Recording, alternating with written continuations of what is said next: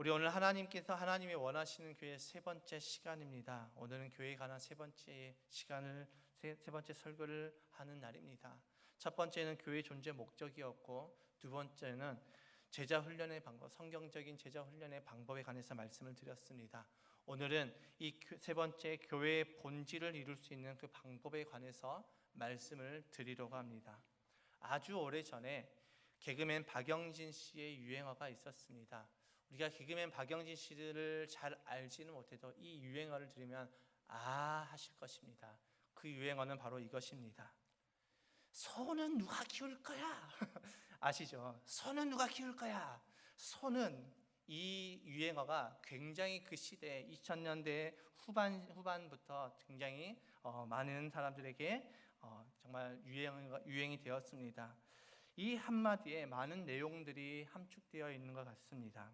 2000년 후반, 그 당시 정말 수많은 대학생들이 공무원 고시를 준비하던 기간이었습니다.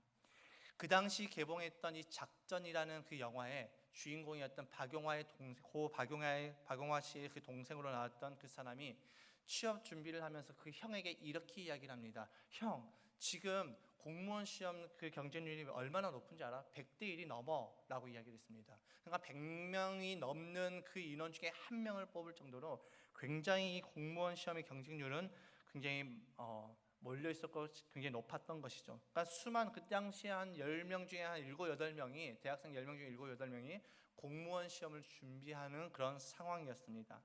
그런 사회적 그런 시대 상황을 풍자하면서 박영진 씨는 소는 누가 키울 거야 라면서 이 유행어를 만들었죠. 그리고 지금도 이 유행어는 인터넷에서 밈으로 쓰이고 있습니다. 모든 사람들이 한쪽으로 치우치면 안 된다는 그 뜻으로 이런 단어들을, 이런 유행어를 계속해서 사용하고 있죠. 지난 어린이 주일 설교 중에 제가 그런 말씀을 드렸습니다. 지금은 초등학생들 사이에서 의대반이 생겼다. 많은 부모님들은 이 자신의 자녀가 의사가 되기를 바라는 마음에 그 의대반을 만들어서 어릴 때부터, 초등학생 때부터 의대를 보내기 위해서 교육을 시킨다는 것입니다. 여러분, 왜 이 시대에 많은 부모님들이 의대를 보내고 또 의사를 추구할까요?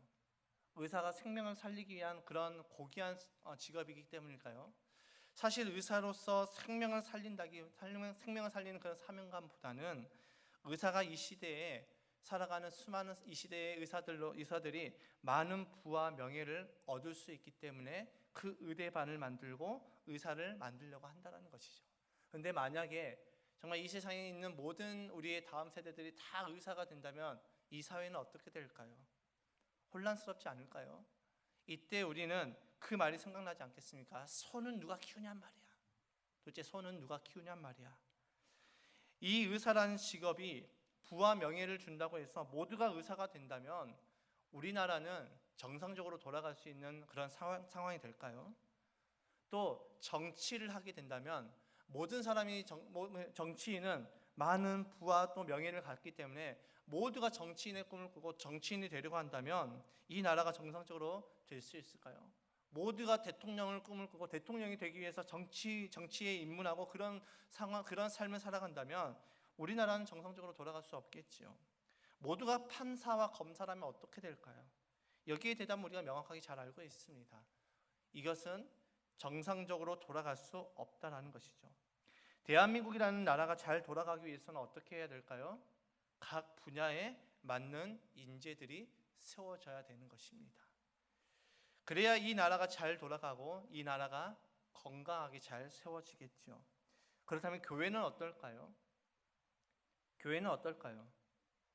교회도 마찬가지 아니겠습니까? 교회 사역에 필요한 그 사람들이 곳곳에 잘 배치되어져 있으면 교회는 건강하게 잘 세워진다는 것이죠. 그런데 문제가 무엇입니까? 그런데 이 시대의 교회의 문제점이 무엇입니까? 이 부분에서 잘 안 된다는 것이죠. 교회의 사역에 필요한 사람들이 각기 잘 배치가 돼서 세워져야 되는데 그렇지 않다라는 것입니다. 교회의 사역을 하다 보면은 교회는 어떤 식으로 돌아가고 있습니까? 소수 정예 부대로 교회가 세워져 가는 모습을 많이 보게 되어집니다. 이렇게 되면 어떤 문제점이 발생될까요? 사역의 편중성이 일어나게 됩니다. 교회 내에 순종적인 사람들에게 사역들이 몰리게 되겠죠. 이 사역을 공고했을 때 순종적인 사람들은 네 그러다 보면은 한 사람이 사역을 4-5개 하는 경우가 일어나게 되어집니다. 그로 인해서 나타나는 현상은 이 사람들이 지치게 되어버리죠. 사역을 하다가 교회에서 예배를 통해서 충전을 받아야 되는데 사역하느라고 하나님의 은혜 가운데 충전을 받지 못하고 번아웃이 되어버립니다. 또 일하는 사람들만 일하기 때문에 그 사람들로부터 불평과 불만의 목소리가 나타날 수 있다라는 것이죠. 또 교회는 출석 인원과는 상관없이 일할 사람이 없다고 하게 되어집니다. 제가 사역했던 교회들 중에서 제법 중견 교회들이 있었습니다. 전체 성도와 출석 인원이 한 600명, 700명 되는 교회도 있었고요. 한 800명, 900명 되는 교회들도 있었습니다.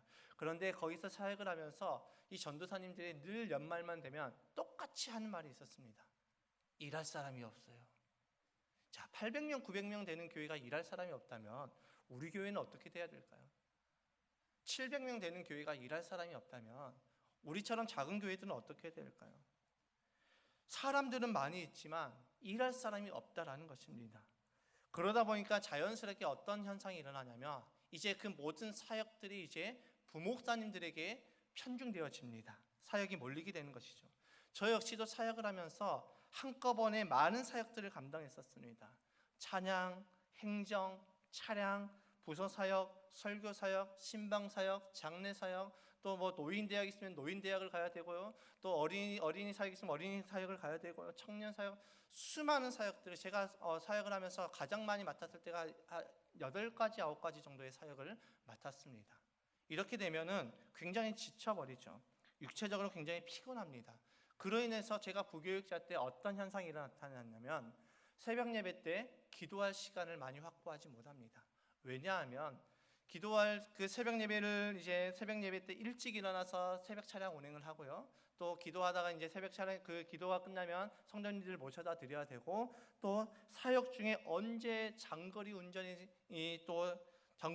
해야 할지 모르는 상황이 일어날 수 있기 때문에 늘 긴장하면서 스스로가 이제 체력적인 안배를 잘 해야 됐습니다. 그래서 새벽 예배 때 일찍 기도를 마치고 성도님들 다 모셔다 드리고 집에 와서 잠시 눈을 붙였다가 또 다시 출근해서 사역을 했습니다. 이렇게 목회자 중심으로 사역이 편성되면서 목회자는 피곤하고 교회의 성도님들은 교회 안에서 할 일이 없게 되어집니다.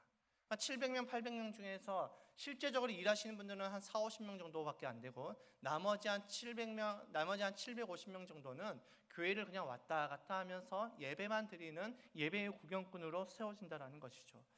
그렇다면 정말로 교회 사역은 어떻게 해야 될까요? 성경에서 말하는 교회 사역은 어떻게 분배가 되어야 될까요? 성경에서는 놀랍게도 이 목회자와 평신도 간의 그 사역을 분명하게 나눠주고 있습니다. 그것이 오늘 본문의 말씀인데 오늘 본문 11절과 12절의 말씀 함께 읽어보겠습니다. 시작. 그분이 어떤 사람은 사도로, 어떤 사람은 예언자로, 어떤 사람은 복음 전도자로, 또 어떤 사람은 목사와 교사로 삼으셨습니다. 그것은 성도들을 준비시켜서 봉사의 일을 하게 하고 그리스도의 몸을 세우게 하려고 하는 것입니다. 아멘.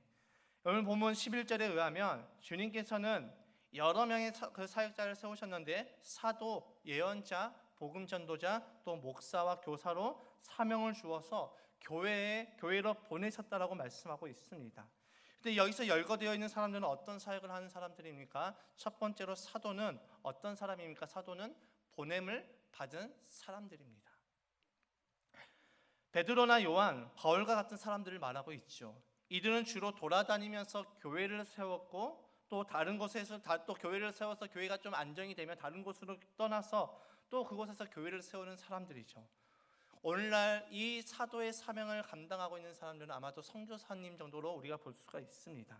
두 번째로 예언자입니다. 예언자는 어떤 사람입니까? 예언자는 하나님을 대변하는 사람입니다. 많은 사람들이 착각하고 있는 것이 예언자는 점치는 사람이라고 생각을 하고 있습니다. 마치 미래의 일을 알려주는 사람이라고 생각하는데 그런 인식을 버려야 됩니다. 예언자는 하나님을 대변하는 사람이죠. 하나님께서는 당신이 우리에게 하시고자 하신 말씀이 있으시면은 어떤 사람을 택하셔서 대변인으로 세워서 말씀하셨습니다. 구약의 선지자들이 그 일들을 감당했고요. 구약의 모세가 그 일들을 감당했죠. 또 세 번째 복음 전도자는 어떤 사람입니까? 안 믿는 사람들에게 가서 복음을 전하는 사람이죠. 이 사람들은 그들에게 복음을 전하고 또 예수를 믿도록 돕는 특별한 은사를 가진 사람입니다. 우리 기독교 역사상 이 사역을 가장 잘했던 사람은 아마도 빌리 그레이엄 목사님이라고 생각되어집니다. 지난번에 우리 6월 달에 극동방송에서 이루어지는 빌리 그레이엄 50주년 그 집회를 위해서 교회에서 몇몇 분들이 이제 서울 상암 월드컵 경기장으로 참석을 했습니다. 그때 이제 50년 전에 빌리 그레이엄 목사님께서 이 내한했을 때 했던 그 집회 영상을 보여주셨는데, 지금까지 기독교 역사상 단일 집회 역사상 가장 많은 예수 영접자가 나왔다고 하죠. 3만 명이 넘는 예수 영접자가 나왔습니다. 그러니까 이 빌리 그레이엄 목사님은 이런 특별한 은사가 있으신 분입니다. 또 네 번째로 목사와 교사를 보내셨다고 말씀하는데, 이 사람은 어떤 사람입니까? 하나님의 말씀을 가르치는 사람입니다. 목사와 교사는 두 가지 직책이 아니라 같은 직책입니다. 그러니까 목사와 교사 따로 보는 것이 아니라 하나의 직책을 말하고 있죠. 이들의 사역은 어떤 사역이냐면 하나님의 말씀을 가르쳐서 하나님께서 맡겨주신 양들을 치는 사람들이죠. 하나님께서는 당신의 교회를 세우시고 이 모든 사역자들을 교회에 보내셨다라고 말씀하고 있습니다. 그런데 이들의 공통점이 있죠. 그것이 무엇입니까? 말씀 사역을 하는 전문 사역자라는 것이죠. 오늘날로 치면 이제 신학 교육을 받은 목사를 말하고 있습니다. 여러분, 왜 하나님께서는 이들을 목사를 교회로 보내셨을까요? 하나님이 목사를 교회에 세우신 이유가 무엇일까요? 오늘 보면 12절에 그 이유에 대해서 분명하게 밝혀주고 있습니다. 12절의 말씀을 읽겠습니다. 시작. 그것은 성도들을 준비시켜서 봉사의 일을 하게 하고 그리스도의 몸을 세우게 하려고 하는 것입니다. 아멘. 하나님께서 목사를 교회로 보내신 이유는 목사를 통하여서 성도들을 준비시켜서 봉사, 즉 사역을 하게 하고 그리스도의 몸인 교회를 세우기 위함이라고 이 12절의 말씀을 통해서 말씀하고 있습니다. 이 에베소서 4장 11절과 12절의 말씀을 통하여서 목사와 평신도 간의 사역 분담을 분명하게 말해주고 있습니다. 성경은 이렇게 분명하게 목사와 평신도 간의 사역을 분담해주고 있는데, 오늘날 교회는 그렇지 않다는 것이죠. 그런데 정말로 우리 교회가 하나님이 원하시는 교회가 되고자, 우리가 영혼구원에서 제자 삼는 교회가 되고자 우리가 이 길을 걸어가고 있다라면, 이 정말 하나님께서 원하시는 교회가 되길 원한다면 우리 교회 안에 이런 사역의 분담이 일어나야 된다는 것입니다. 목사는 목사의 할 일을 하고 평신도는 평신도의 할 일을 해야 된다는 것이죠. 목사의 사역은 무엇입니까? 목사가 해야 할 일은 무엇입니까? 성도들을 훈련시켜서 준비시키는 사역을 하는 것입니다. 목사는 성도들의 은사가 무엇인지를 발견해주고 개발할 수 있도록 도와주고 은사를 사용할 수 있도록 훈련시켜주고 가진 은사를 통해서 사역을 할 수 있는 기회를 제공해 줘야 된다는 것이죠. 그렇다면 반면에 평신도의 할 일은 무엇입니까? 평신도의 할 일은 봉사, 즉 사역을 하며 교회를 세우는 것입니다. 여기서 말씀하고 있는 이 봉사라는 단어와 집사라는 단어의 어원은 똑같습니다.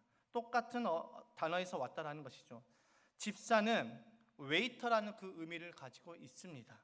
그래서 평신도들은 어떤 일들을 하냐면, 교회에서 어떤 일들을 하냐면 웨이터처럼 섬기는 일을 하여서 교회를 부흥시키는 일을 하는 것이죠. 여러분, 교회의 부흥은 목사가 시키는 것입니까? 아니면 성도들이 시키는 것입니까? 제가 방금 좀 어렵게 설명을 했나요? 다시 한번 설명드리겠습니다. 집사, 즉 성도는 웨이터처럼 섬기면서 교회를 부흥시키는 일들을 감당하는 것입니다.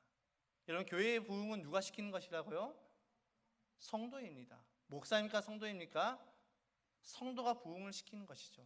근데 이 부분이 애매모호해지니까 목사는 이제 교회에 부임하면 어떻게 해서든 교회를 성장시켜야 되겠다는 그 목적 아래 성도님들을 쥐어짜기 시작합니다. 그러면서 조급한 마음을 내고 목사가 자꾸 실수하게 되는 것이지요. 그런데 목사와 평신도가 해야 할 일이 분명하게 기록되어 있기 때문에 이렇게 사역의 분단만 일어나면 교회 안에 조급한 마음으로 쥐어짜거나 또 힘들어하는 일들이 나타나지 않게 된다는 것이죠. 근데 이 사역이 분담이 되어 있지 않기 때문에 자꾸 어떻게 됩니까? 목회자는 자신이 해야 할 일을 하지 않고 성도들이 해야 할 일을 빼앗아서 목회자가 하고 있다는 것입니다. 성도들을 훈련시켜서 사역할 수 있도록 키워야 하는 것이 목회자의 할 일인데 이것을 하지 못하고 있습니다. 결과적으로 평신도들은 어떻게 되어집니까?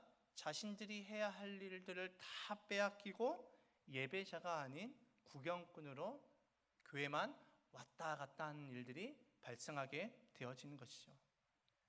이처럼 사역의 분담이 제대로 이루어지지 않았으니 교회 안에 문제가 생기는 것은 어쩌면 당연한 일일지 모릅니다. 우리가 자녀들을 키워보면서 다들 이 부분에 대해서 공감하실 것입니다. 특히나 어린 자녀들을 키우면서 이 부분에 대해서 공감하실 것입니다. 아이들의 에너지를 발산해 주지 않으면 자꾸 집에서 사고를 친다는 것이죠. 강아지도 그렇지 않습니까? 강아지를 데리고 자꾸 산책을 나가줘야 되는데 산책을 안 나가주면 어떻게 합니까? 집안에서 자꾸 문제를 일으킵니다. 자녀들도 마찬가지죠. 예전에 저희가 이제 코로나로 인해서 저희 가족이 다 이제 집에서 격리하고 있었는데 아이들이 집에서 에너지가 이게 발산이 되지 않으니까 자꾸 쿵쿵 뛰어넘고 막 애들이 막 소리를 지르고 어쩔 줄을 몰라 합니다. 왜일까요? 그 안에 에너지가 발산되지 않기 때문이죠. 성도들이 교회 안에서 사역을 빼앗기고 예배만 드리는 것은 아이들이 에너지를 발산하지 않는 것과 똑같은 상황이라는 것이죠. 그리고 또 성도들은 내가 주님의 교회를 위해서 주님의 사역을 하는 것은 성도로서의 특권이라는 것입니다. 근데 이 특권을 오늘날 목회자들에게 다 빼앗겨 버렸습니다. 찬양 인도, 행정, 찬양, 차량, 그리고 왜 그 수많은 사역들을 신방 또 수많은 것들을 다 빼앗겨 버렸다는 것이죠. 여러분, 교회가 하나님께서 원하시는 교회가 되기 위해서는 목회자는 이 특권을 다시 성도들에게 되돌려 줘야 되는 것이죠. 평신도 역시 내가 사역을 하면서 이 사역을 하는 것은 내가 엄청난 수고를 하는 것이라고 생각하는 것이 아니라 내가 하나님의 자녀로서 누리는 특권임을 인식해야 된다는 것입니다. 그래서 교회의 사역은 내가 특별히 어떤 수고를 해서 내가 사역을 한다고 생각하게 되어지는 것이 아니라 내가 하나님의 자녀로서 누리는 특권이라고 우리는 생각을 하고 인식해야 된다는 것입니다. 그렇지 않으면 어떤 일들이 발생하냐면 교회의 사역을 하는 것을 감사로 여기지 않고 생색을 내게 되는 것입니다. 하나님, 내가 이거 해줄게요. 내가 이거 해드릴게요. 마치 이런 식으로 선심 쓰듯이 교회의 사역을 대하고 선심 쓰듯이 예배를 드리게 된다는 것이죠. 사랑하는 성도님들, 우리 모두는 우리 교회를 하나님께서 원하시는 교회로 세우고자 지금 이 길을 걸어가고 있습니다. 그래서 우리는 이 하나님께서 원하시는 교회를 세울 때 우리가 모두가 합심하여서 이 교회가 되기를 힘써 봐야 된다는 것이죠. 그래서 저는 성도님들을 온전하게 하는데 집중하겠습니다. 성도님들을 준비시키는 일에 집중하겠습니다. 여러분들의 은사가 무엇인지를 발견해 드리고 또 여러분들을 그 은사에 맞게 훈련시켜 드리고, 그래서 여러분들이 하나님 앞에 섰을 때 하나님, 저 이런 사역을 하다 왔어요 라고 하나님 앞에 당당하게 말씀드릴 수 있는 그런 삶을 살아갈 수 있도록 여러분들을 도와드리겠습니다. 그러므로 여러분은 여러분들의 사역을 하시기를 바랍니다. 그런데 여러분이 이 사역을 하실 때 이 점을 꼭 명심해야 될 것이 있는데, 그것이 무엇이냐면 여러분들이 저의 목회를 도와드리는 것이 아니라 제가 여러분들의 목회를 도와드린다는 것을 꼭 명심하시기 바랍니다. 여러분들이 저를 위해서 존재하는 것이 아니라 제가 여러분들을 위해서 존재하는 것임을 잊지 마시길 바랍니다. 그래서 정말 제가 기도 중에 어떤 사역이 생각나고 그분이 생각났을 때 그 부분에 대해서 권면드렸을 때 정말 기꺼이 아멘으로 받을 수 있는 우리 모든 성도님들이 되시기를 주님의 이름으로 축복합니다. 여러분 지난주 칼럼을 혹시 읽어보셨습니까? 지난주 칼럼을 혹시 읽어보셨습니까? 어떤 것이었죠? 제가 간증자를 세워야 되겠습니다라는 칼럼을 남겼습니다. 약간 표정을 보니까 약간 금시초문인데라는 그런 표정인 것 같은데, 여러분 칼럼을 매주 읽으시기 바랍니다. 제 생각을 제가 교회 안에서 사역을 하면서 또 하나님께서 떠오르게 된 그 생각들을 칼럼을 통해서 남기고 있습니다. 왜냐하면 설교 중에 전달하는 것은 잘 이렇게 적용되지 않습니다. 그래서 제가 칼럼을 통해서 남겨드립니다. 여러분 제가 기도하면서 하나님께서 계속 저에게 주신 마음이 있었습니다. 그것은 간증자를 세우는 것이었습니다. 근데 이 간증자를 세우다 보니까 우리가 작년에 김영주 목사님 집회 이후에 간증자를 얼마 동안 계속 세우다가 이 간증이 이제 모두 돌아가고 나니까 이제 저에게 부담이 왔습니다. 계속해서 권면해야 되나? 그러다 보니까 간증자를 세우자는 것이 이제 당연하게 되었고, 그로 인해서 생명 언어의 삶을 끝나고 나서도 간증자가 세워지지 않았다는 것을 여러분들도 느끼셨을 것입니다. 여러분 제가 간증을 권면했을 때 여러분들도 그 부분에 대해서 부담 갖지 마시고 간증을 수락해 주시기 바랍니다. 제가 기도한 대로 지금 순서를 지금 짜고 있습니다. 하나님께서 주신 마음을 따라서 순서를 짜고 그분에게 어떤 간증을 요청할지를 계속해서 기록하고 있습니다. 그래서 제가 이 부분에 대해서 한 2달치가 정도, 2개월치가 이제 완성이 되면은 제가 한 달 정도 남겨놓고 한 달 정도 그 여백을 주고 나서 간증자를 세우려고 합니다. 그러니까 첫 번째 간증자들은 한 달의 그런 여유가 있기 때문에 한 달 동안 내가 정말 하나님께서 주신 그 은혜를 고백할 수 있는 간증문을 기록하는 것 너무나도 잘 감당할 수 있을 거라 믿습니다. 그리고 간증 시간도 제가 딱 1분 이상 드리겠습니다.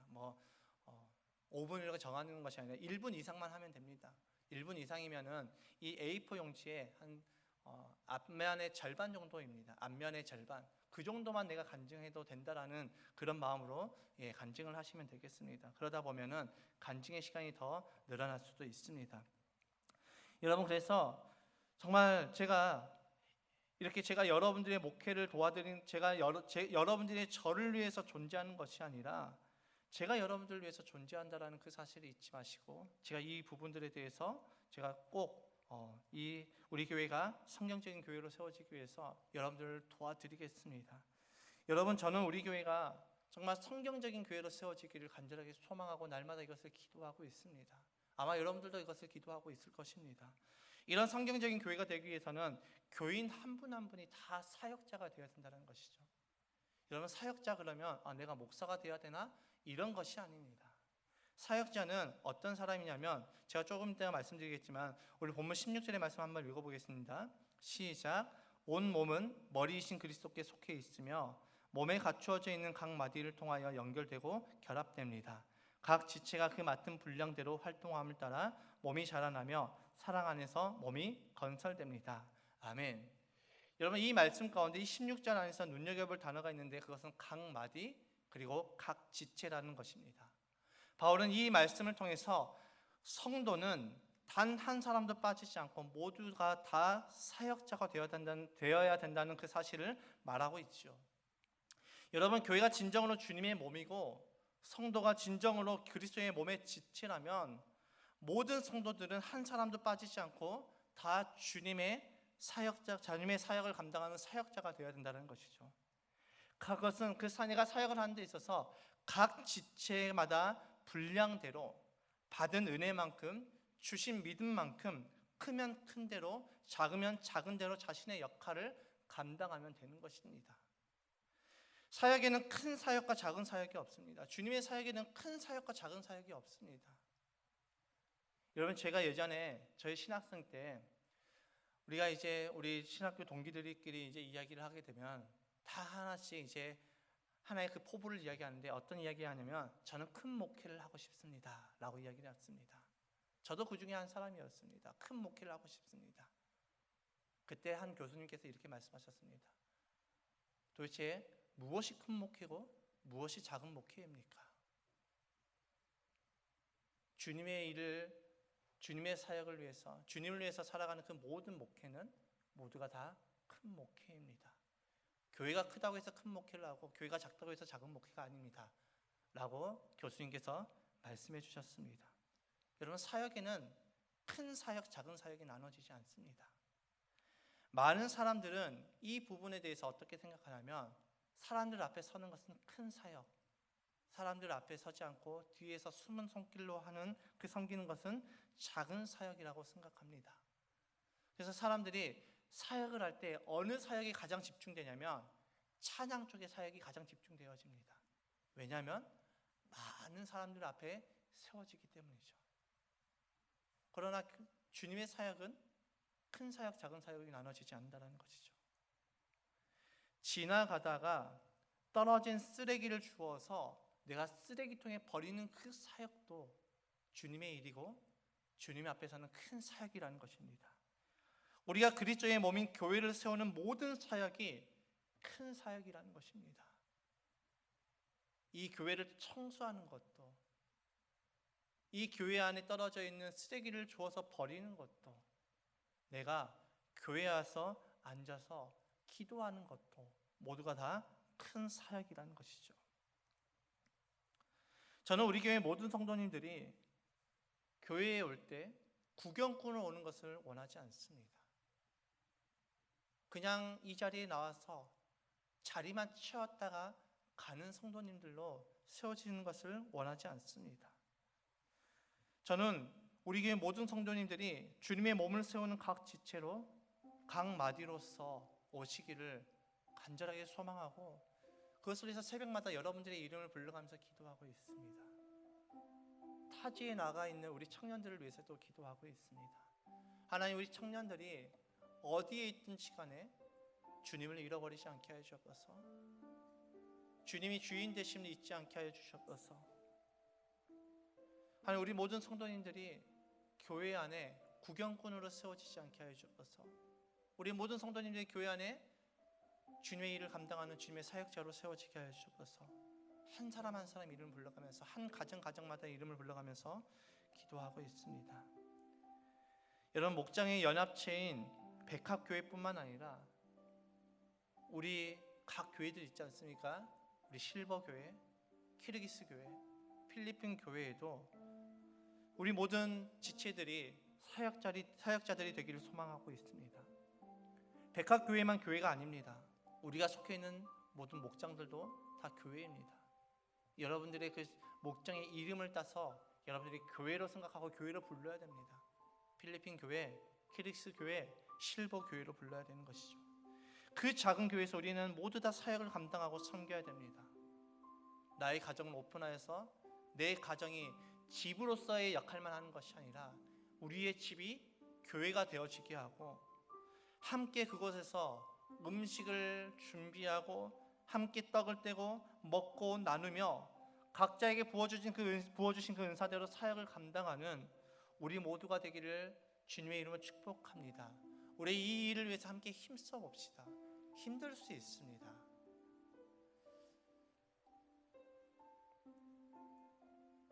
여러분, 내 가정을 오픈하는 거 쉽지 않습니다. 가정을 오픈해 보신 분들은 다 아시겠지만, 오픈하려면 청소도 해야 되고요, 정말 많은 일들이, 많은 손들이 갑니다. 그러나 내 가정이 오픈되는 그 순간부터 우리의 가정은 가정으로서의만 역할을 감당하는 것이 아니라, 오픈하는 그 순간부터 내 가정은 교회로 세워지는 것입니다. 여러분들의 모든 가정을 오픈하시길 주님의 이름으로 축복하고 권면드립니다. 여러분, 가정을 오픈하는 것은 하나님 자녀로서 누릴 수 있는 특권입니다. 내 가정이 교회가 되는 것이죠.